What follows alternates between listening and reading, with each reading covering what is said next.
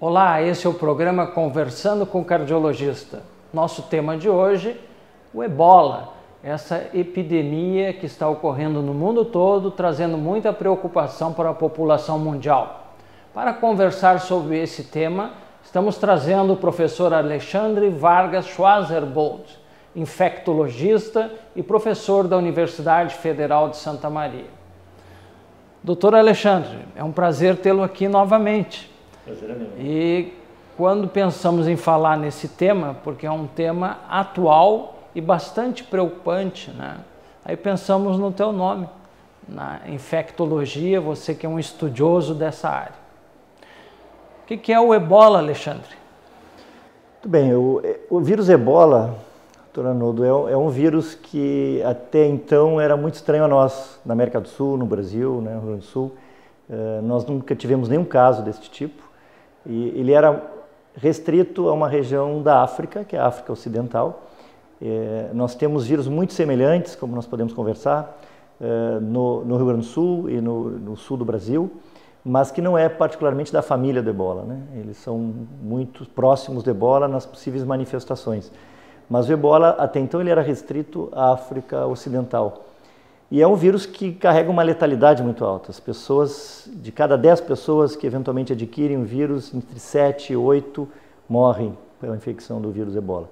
E é um vírus que dá uma gravidade nos sintomas nas primeiras 2 semanas de aquisição, o que faz com que muitas vezes a gente não consiga ter um controle e às vezes talvez nem a identificação desse vírus, né?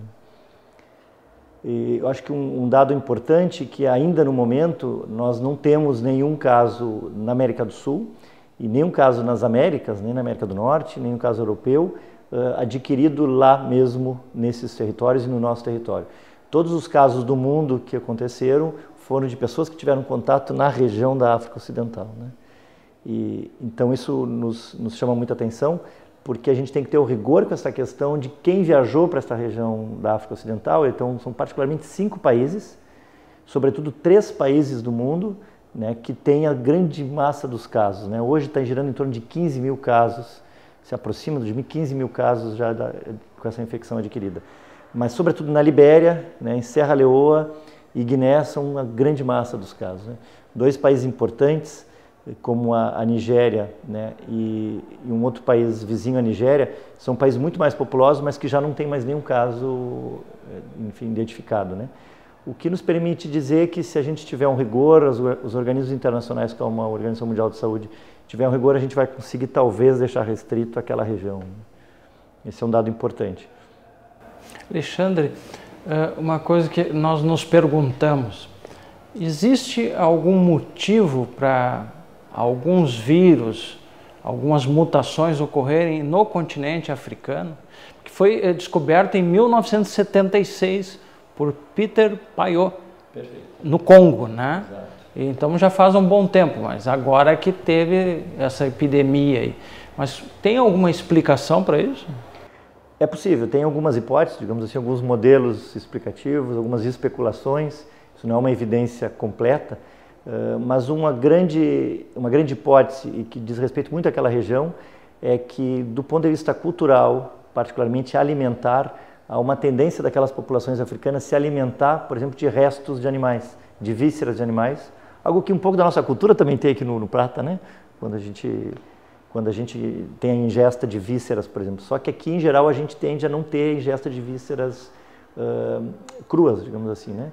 Aqui, em geral, a cultura platina ingere vísceras, animais, mas obviamente cozidas ou enfim, né? Ou assadas. Lá não, lá tem uma cultura de ingesta de vísceras. Este vírus se acredita que tenha sido de uma transmissão a partir de contato com morcegos, né? Morcegos têm contato com primatas, e aí a ingesta comum ou de contato com primatas das populações humanas é que provavelmente fizeram adquirir o vírus, né? Então essa proximidade de algumas espécies de primatas e de morcegos com populações humanas naquela região traz uma particularidade, algo que a gente não vê tão comumente no resto do mundo, né? Esta é uma hipótese forte dessa relação dos morcegos com primatas e particularmente a transmissão possível para o ser humano. Ao ponto de que uma das populações humanas da África que mais adquirem esse vírus é a população de pessoas que trabalham com esses animais, eventualmente em abatedouros, e, portanto, tem contato com secreções desses animais, do mesmo modo como a gente está vendo hoje a transmissão entre humanos naquela região por contato de secreções biológicas, assim, líquidos corporais, né?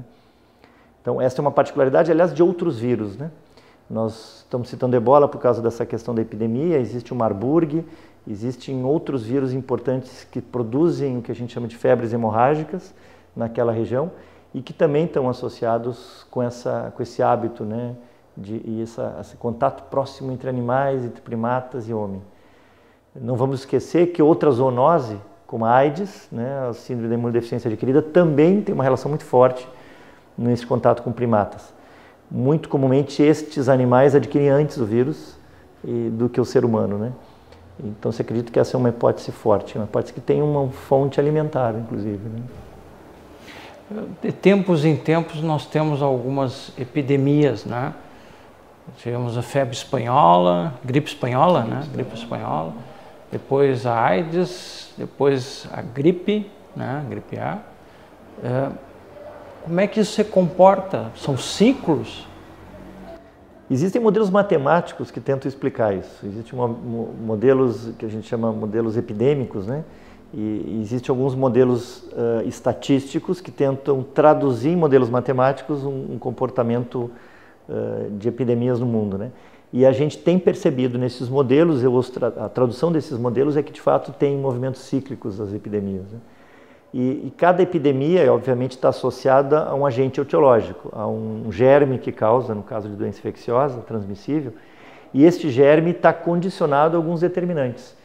E ainda que a gente veja um comportamento cíclico, né, a gente provavelmente vai notar que cada ciclo está associado a este germe, né? Então, este é um elemento importante para lembrar que... Vamos dar um exemplo, por exemplo, tu citaste agora há pouco, da gripe A, né, do vírus influenza, que produziu lá no início do século passado, do século XX, 1918, a chamada gripe espanhola. A gripe espanhola, dali em diante, a gente percebeu que estes vírus epidêmicos respiratórios da gripe tinham ciclos de aproximadamente 10 anos. Então, cada 10 anos a gente tinha epidemias localizadas, até, claro, essa grande pandemia que extrapolou áreas geográficas imensas, agora da nossa década, mas com ciclos de cada 10 anos. Esse é um comportamento do vírus da gripe. O vírus ebola, ele era restrito a uma endemia, aquela região apenas da África. Mas também lá a gente viu desde 76, quando se identificou o primeiro surto, e lá em torno de 300 pessoas morreram. Estamos falando hoje, muito mais de 5.000 pessoas morreram. Lá era 300 casos na década de 70. Depois da década de 70, nos anos 80, a gente teve bons surtos naquela região de ebola. Nos anos 90, idem, e agora nós estamos de novo tendo manifestação. Então, sim, existem modelos matemáticos que explicam, mas ainda não sabemos claramente por quê, que cada 5 ou normalmente 10 anos acontecem ciclos de epidemia, né? Alexandre, eu estava te falando há pouco que eu estive num congresso recentemente nos Estados Unidos, em setembro, e uma das preocupações, obviamente, de todos nós era já a questão do ebola. Então, o ebola, ele pode ser transmitido? Obviamente que sim, mas como ele pode ser transmitido? E você, numa viagem de avião, você pode ser contaminado? Vamos para o intervalo e depois o Dr. Alexandre nos responde.